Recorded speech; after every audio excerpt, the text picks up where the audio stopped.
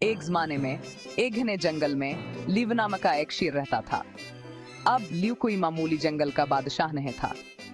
दूसरे शेरों की तरह धाड़ने की बजाय लीव की आवाज पतली और मज़ाक़ खेज़ जो सब जानवरों को हिंसने पर मजबूर कर देती थी। लियो द लायन, हेलो, मैं लीव हूँ। मुझे पता है मेरी आवाज आम शेरों जैसी नहीं है, लेकिन यकीन मानी मैं इतना है बहादुर हूँ। Background animal voices. अपनी मज़ाहिया आवाज के बावजूद लियो नरम दिल था और जंगल में खुशियां फैलाता था। एक धूप वाले दिन लियो ने फैसला किया कि अब इसे अपनी कमजोर आवाज से छुटकारा हासिल करना होगा। लियो द लायन, मुझे अपनी धार तलाश करनी होगी, इसने अपने दोस्तों बंदरों से कहा।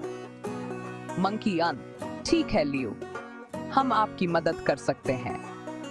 मंकी डू, हाँ, चलो एक एडवेंचर पर चलते हैं। बंदर हमेशा की तरह शरारती लियो की मदद करने का फैसला करते हैं। इनका पहला पड़ाव अक्लमंद अलो से मशवरा लेने के लिए था। लियो द लायन, अक्लमंद अलो, क्या तुम मुझे मेरी धार तलाश करने में मदद कर सकते हो? वाइज ओल्ड आउल, अपनी धार तलाश करने के लिए वहां देखो जहां तुम सबसे कम तवक्को करोगे, जहां हंसी की गूंज हो।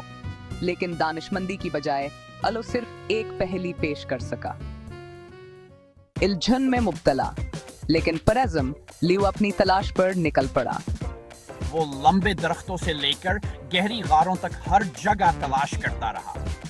लेकिन जहां भी वो गया उसे सिर्फ हिंसी और कहकहे ही मिले। आखिरकार थका हुआ और मायूस लियो अपने दोस्तों के पास वापस लौट आया। मुझे मेरी धार नहीं मिली, उसने आ भरी। लेकिन इसी दौरान बंदर जोर से हंसने लगे। लियो, तुम्हें जंगल का बादशाह बनने के लिए धाड़ने की जरूरत नहीं है। तुम्हारी मज़ाहिया आवाज हमें हर रोज खुशी और हिंसी देती है।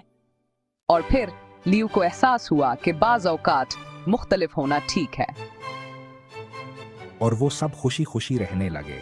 जब भी लियो धाड़ने की कोशिश करता तो वो सब हिंसी से लोटपोट हो जाते। एसवन, इस दिन से इसने अपनी मनफरद आवाज को अपनाया और जंगल पर हिंसी और मोहब्बत के साथ राज किया।